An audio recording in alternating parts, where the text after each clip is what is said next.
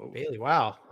Let's see. Also, I'm sure you can attest to this one, Bet, but with airlines hiring like crazy, a lot of experienced pilots are getting out after their commitments. I can only imagine the effects this will have on instructors and passing of wisdom. Love the show. It's tough.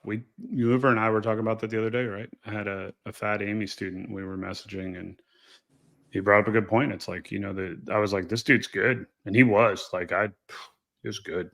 And I was like, yeah, and he's getting out. Or you said it, like, yeah, he's getting out. So we are losing a lot of that skill set. Yeah. Now he's in the reserves and doing that, thank God. But that's a real threat. Now the advantage, if we don't go to war, is those pilots are becoming airline pilots. So I guess that maybe that'll help offset the risk there. But yeah, we see a lot of guys getting out. Yep, that's why generally speaking, the airlines like to draw from the military, and as the number of pilots continues to shrink that the military produces, they actually become, I think, a higher value asset for airlines. Not to say that civilian pilots are bad or anything, but it's just a different, yeah. But I will tell you one difference I've noticed. I mean, anecdotally, I've noticed is when I started instructing, 2017 at the airlines. Most, if not all, of the military people that got out active duty were staying in the reserves. Now, the vast majority is like clean cut. I'm done. Really? Yeah. And I'm like, wow. That's a big difference. Stop thinking about it, mover.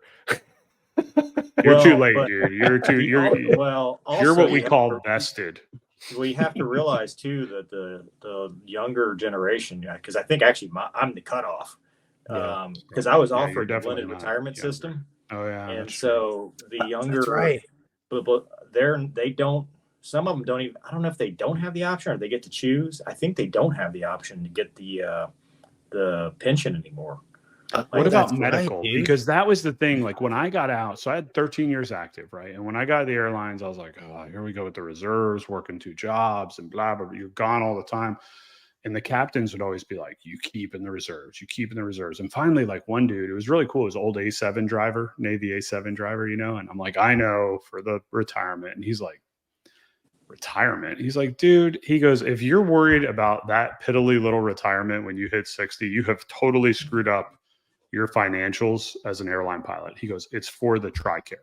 And I'm like, but when you're mid 30s, like you don't think about TRICARE because you're like, I'm going to live forever. It's not till you turn 40 when you're like, I twisted my ankle sleeping last night. Like, I don't know how that happened, but but you definitely see a difference. Like, I mean, the last couple guys have very much been like, oh no, I cut ties. I'm completely done. And that reminds me back to like the dudes that got out in like 06, 07, 08, that time frame. There's a lot of those guys that were just like, I'm done. Yeah. They did the 9/11 workup. Yeah. With their 8 years, got out and pieced and just didn't do anything. So I don't know what the BRS is, but I think that may be part of it too, is some people are just like, I don't want to get to 20 anymore.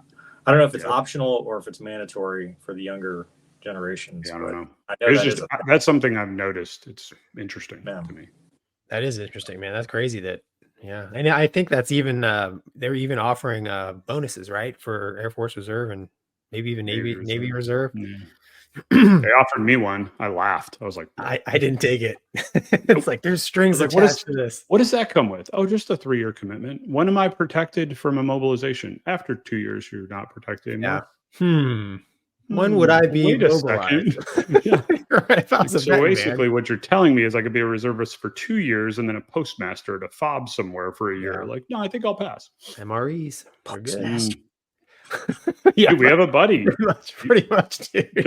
We have a mutual friend who is a Top Gun instructor. And I don't know if you know this, Gonky, but I know you know the guy because we went through flight school together.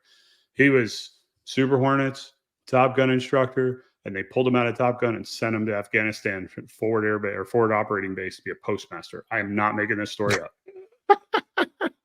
This is why the DoD is not for profit. It would not be like the risk that you're putting that dude at with the amount of money you have put into him in flight training. Like, hey, but if you're gonna build up a dude's morale, like, I mean, what better way, right? Yes. Well, you're going to Top Gun. Give mail to the troops Via the post office.